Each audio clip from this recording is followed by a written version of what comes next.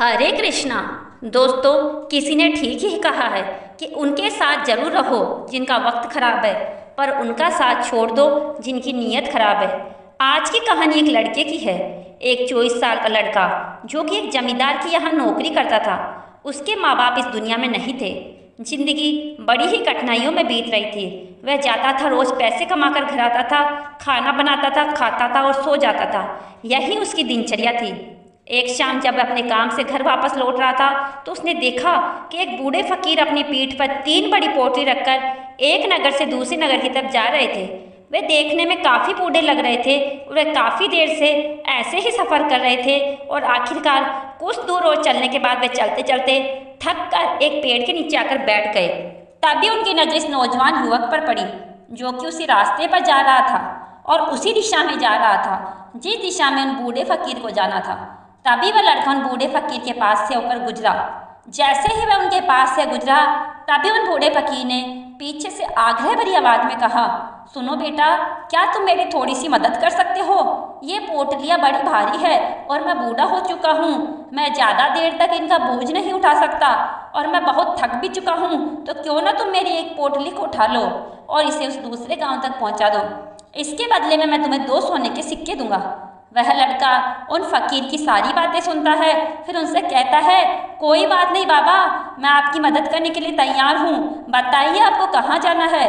ऐसा कहते उस लड़के ने उन फकीर की एक पोटली उठा ली और उसे अपने कंधे पर रख लिया। जैसे ही उसने पोटली को कंधे पर रखा उसे आभास हुआ कि यह पोटली तो सच में बहुत भारी है। फिर वह लड़का और वह फकीर रास्ते में आगे की ओर बढ़ चले। कुछ दूर देर चलने के बाद देखते हैं वह गांव खत्म होने लगा और अब एक सुनसान रास्ता आगे की ओर जा रहा था। दोनों अपने रास्ते पर होकर आगे की ओर बढ़ रहे थे। जब वे भीड़ से पूरी तरह अलग हो गए तब वह लड़का उन फकीर से कहता है, बाबा, इस पोटली में आखिर ऐसा क्या रखा है जिससे ये पोटली इतनी भारी है? इस पर वह फकीर बाबा जवाब देते हुए कहते हैं, कुछ नहीं बेटा, बस इसमें कुछ तांबे के सिक्के भरे हुए हैं, इसलिए ये इतनी भारी है। उन फकीर की यह बात सुनकर वो लड़का मन ही मन सोचने लगता है, यह बाबा जरूर कोई व्यापारी है, तभी तो इतने सारे तांबे के सिक्के साथ लेकर चल रहे हैं। लेकिन तभी उसके मन में एक विचार आया, मुझे इनसे क्या मतलब, मुझे तो सिर्फ इस पोटली को दूसरे गांव तक पहुंचाना है। जैसे ही उसके मन में यह विचार आया उसने तांबे के सिक्कों का ख्याल अपने मन से निकाल दिया और मस्त होकर मार्ग से आगे की ओर बढ़ने लगा। चलते चलते कुछ और समय बीता। वे दोनों एक नदी के किनारे जा पहुंचे। वह लड़का काफ़ी हट्टा कट्टा था और काफ़ी चुस्त और तंदुरुस्त भी था, इसलिए वह बिना ज़्यादा सोचे उस नदी में उतर जाता है। परंतु वह फकीर अभी भी किनारे पे खड़े थे। यह देख वह लड़का उन फकीर से कहता है, क्या हुआ बाबा, क्यों रुक गए? आइए, हमें इस नदी को पार करना ही होगा, तभी तो हम उस गांव तक पहुंच पाएंगे। इस पर वह फकीर उस लड़के से कहते हैं, मैं जानता हूँ बेटा कि हमें ये नदी पार करनी ही होगी, पर जैसा कि तुम देख रहे हो मैं बूढ़ा हो चुका हूँ, इसलिए ये 2 पोटलियाँ एक साथ लेकर नदी पार नहीं कर सकता। इसमें अगर मेरा पैर फिसल गया तो मैं आगे कैसे सफ़र पूरा करूँगा? क्या तुम मेरी एक पोटली और ले सकते हो? मैं तुम्हें इसके बाद भी 2 सोने के सिक्के और दूंगा। इस पर वह लड़का मुस्कुराते हुए फकीर से कहता है, बाबा, आप मुझे शर्मिंदा कर रहे हैं। अगर आप मुझे सोने के सिक्के ना भी दे तब भी मैं आपका कार्य अवश्य करूँगा। मैं आपको उस दूसरे गांव तक अवश्य पहुँचा दूंगा। इस पर वह फकीर मुस्कुराते हुए कहते हैं, बेटा, तुम तो बड़े ही भले आदमी मालूम पड़ते हो। इतना कहकर उन्होंने वह दूसरी गठरी भी उस लड़के को थमा दी। जब उस लड़के ने दूसरी गठरी अपने कंधे पर रखी तब उसे यह गठरी और भी ज़्यादा भारी लगी, किंतु उसने वहाँ पर कुछ नहीं कहा। जैसे तैसे उन दोनों ने नदी पार की। नदी पार करने के बाद, वैसे भी ये बहुत सारे सिक्के हैं, मैं इनसे एक अच्छी दुकान खरीद सकता हूँ और खुद का व्यापार भी शुरू कर सकता हूँ। और वैसे भी ये बुढ़े फकीर अब इस धन का क्या करेंगे, इससे अच्छा तो मैं ही ले लेता हूँ। वह लड़का ये सब सोच ही रहा था, तभी उसे खुद पर आश्चर्य हुआ, अरे मैं ये सब क्या सोच रहा हूँ? ये फकीर बाबा न जाने कहाँ से आ रहे होंगे और न जाने कितनी मेहनत करके इन्होंने सिक्के इकट्ठा किए होंगे। मुझे इनका फ़ायदा नहीं उठाना चाहिए। नहीं नहीं, मुझे ऐसा नहीं करना चाहिए। उसने कुछ देर के लिए तो अपने मन के विचारों पर काबू पा लिया, किंतु कुछ देर बाद देखते ही देखते उसके मन के लालच भरे विचार उस पर हावी होने लगे। वह लड़का 2 पोटलियाँ लेकर उन फकीर के पीछे पीछे चल रहा था। कुछ दूर और चलने पर रास्ते में एक पहाड़ी आई। उसे देख वो बाबा उस लड़के से कहते हैं, बेटा यह पहाड़ी तो मैं नहीं चढ़ पाऊंगा, मैं काफ़ी बूढ़ा हो चुका हूँ और मेरे घुटनों में भी दर्द रहता है। यदि तुम मेरी ये तीसरी गठरी भी ले लो तो मैं तुम्हें 2 सोने के सिक्के और दूंगा, लेकिन याद रहे इसे कहीं गिराना मत, यह कहीं खुल ना जाए। यह बात सुनकर लड़का उन फकीर से कहता है, क्यों बाबा, आखिर इस गठरी में ऐसा क्या है? इस पर वह फकीर उस लड़के से कहते हैं, बेटा इसमें सोने के सिक्के हैं। यह सुन वह लड़का मन ही मन बहुत प्रसन्न हुआ। उसने चुपचाप वह तीसरी गठरी भी उन फकीर से ले ली और दोनों बिना कुछ बोले आगे की ओर बढ़ चले।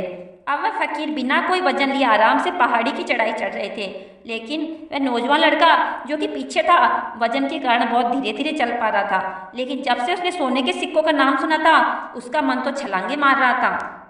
मन ही मन सोच रहा था, अगर ये सारे सिक्के मुझे मिल जाए तो मेरा जीवन तो आसानी से कट जाएगा। वैसे भी फकीर तो बूढ़े हो चुके हैं, भला इन्हें इतने धन की क्या आवश्यकता है, इनका जीवन तो वैसे भी कट चुका है। मैं एक काम करता हूँ, यह सारा धन लेकर भाग जाता हूँ। लड़के के मन में अनगिनत विचार चल रहे थे। लड़के का मन अब उसकी बुद्धि पर पूरी तरह हावी हो चुका था। उस लड़के का मन अपनी बात को सही साबित करने के लिए उसे कोई तर्क भी दे रहा था और तभी उसके मन में एक और विचार उठा और अब की बार वह लड़का ये सोच रहा था, लगता है ये फकीर बाबा कोई चोर है, नहीं तो इनके पास इतने सारे सोने के सिक्के कहाँ से आए। अगर ये कोई व्यापारी होते तो ये इस तरीके से पैदल यात्रा तो नहीं करते, और अगर इनके पास इतना सारा धन था तो ये कोई ना कोई साधन भी अवश्य करते। लगता है ये तो कोई चोर ही है, और चोर का धन चोरी करने में भला कौन सी बुराई। यह सोचता हुआ वह लड़का काफी तेजी से ऊपर की ओर चढ़ा था। देखते ही देखते वह फकीर से आगे निकल गया। वह सोच रहा था, जैसे इस पहाड़ी की चढ़ाई खत्म होगी, ढलान आएगी, मैं तीनों पोटलियां लेकर भाग जाऊंगा, जिसके बाद ये सारा धन मेरा हो जाएगा और मेरी गरीबी हमेशा हमेशा के लिए खत्म हो जाएगी। मेरे पास बहुत सारा धन भी आ जाएगा, फिर मैं जो चाहूँगा वो कर पाऊंगा। यह सब सोचते सोचते वह पहाड़ी की चोटी पर पहुंच गया और अब ढलान का रास्ता शुरू होने वाला था। तभी वो लड़का उन फकीर की नजरों से बचता हुआ तीनों गठरियां लेकर तेजी से भागता हुआ आगे निकल गया। उससे अपना शरीर बहुत हल्का महसूस हो रहा था, जैसे कि उसे ने तीनों गठरियों का वजन ना मालूम पड़ रहा हो। काफी देर तक दौड़ते भागते लोगों को नजरों से बचते बचाते वह सुनसान रास्तों से होता हुआ किसी तरह अपने घर पहुंचा। उसकी खुशी का कोई ठिकाना नहीं था। उसने सोचा, क्यों ना मैं जल्दी जल्दी इन पोटलियों से सारे सिक्के निकाल कर उन्हें कहीं छुपा दूं। यह सोचकर जब उसने गठरी खोली तो पहली गठरी में से जंग लगे हुए लोहे के सिक्के मिले। यह देखकर उसे अपनी आंखों पर विश्वास नहीं हुआ। इस पर उसने तुरंत दूसरी गठरी खोल डाली, इस पर भी उसे जंग लगे हुए लोहे के सिक्के मिले। यह सब देखकर वो लड़का बड़ा हैरान हुआ। उसने मन ही मन कहा, आखिर यह सब क्या हो रहा है? उन फकीर ने तो मुझसे कुछ और ही कहा था। अब उसने वह तीसरी सोने वाली गठरी खोली, उसमें भी लोहे के जंग लगे सिक्के निकले। यह देखकर लड़का बड़ा क्रोधित हुआ। आखिर उन फकीर ने मुझसे झूठ क्यों कहा? उन्होंने ऐसा क्यों कहा? एक गठरी में तांबे के सिक्के हैं, दूसरी में चांदी के और तीसरी में सोने के। वह सब सोच रहा था कि तभी उसकी नजर उस गठरी के अंदर पड़े एक पत्र पर पड़ी।